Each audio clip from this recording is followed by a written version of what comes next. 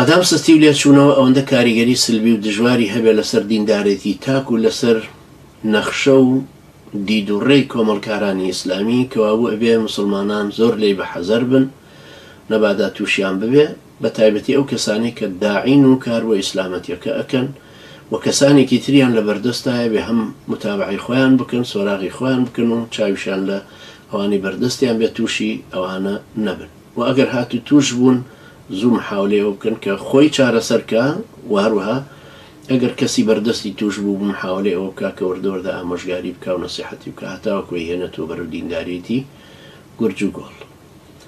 یەکەمین هەنگاوی چارەسەر ئەوەیە دوورکەوتنەوە لە گوناحی گەورە و بچووک. گومانی تیانە کە ئینسان گوناحەکە دڵی ڕقەبێ. گوناحی زۆرتر جورئەتی زۆرترت پێدا. شەیتان مەجای زۆرتریشت بۆ ئەکات. شەیتانی ئینس و جنیش لەبەردەم تا ئەو گوناحکاریانیان وا ئاسان کردووە وا خۆشیان کردووە ڕازاندویانەتەوە تۆش نەفست بۆیە شنێ. ئەگەر ئیمان خۆت کۆنتترۆڵ نەکا تۆشە ڕۆی بەرەوە بێ کە کەوتیتە گوناحەکەەوە تۆبەی لێ بکە. لەم گوناحەوە مەڕۆ بۆ گوناحێکی کە بڵێ جاخۆ ئەویان سووک ئەویان قورستر بجاخەوە من ئەویانم کرد ئیتر ئەمە چییە؟ هیچ وانە لە گوناحێکا بوەستی وەک لەوەی بچی بۆ دووەم سوکتریش بێ لە یەکەم گوناحکردن لە گوناحە. لەبەرەوە زۆر ضروریە ئاگامان لەوە بێ کە تاوان و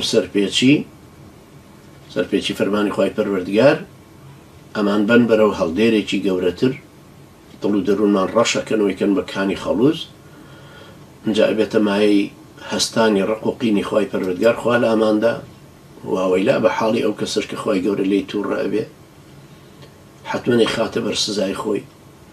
خوای گەورە فەرمیوە كلوا من طيبات ما رزقناكم ولا تطغوا فيه سنور مبزنا فيحل عليكم غضبي ومن يحلل عليه غضبي فقد هوى. أفرمي لو حلال باكي بيمان بخشيون بخون سنور مبزنا تعبر غضبي إخوانك ويقول لا ماند. أفرمي هر كسك بر غضبي من بكوه سر نقوم به فقد هوى كويتك بني خواري عذاب سختكانو خوای گەورە لاماندا لە غەزەبی خۆی لە تووڕەبوونی خۆی خوای پەروەردگار لە خۆمان بگرێ هیدایەتمان بدە وەلمان نابێ بەرچامان ڕۆشن کە گوناحکردن وا ئەکا وردە دوا بەرەوە ئەوەی کە گوناحەکانیش کەڵەکە ئەبن لەسەرت ئەکەوینە بەر ئەو غەزەبەی خوای پەروەردگاریش خوا لامان.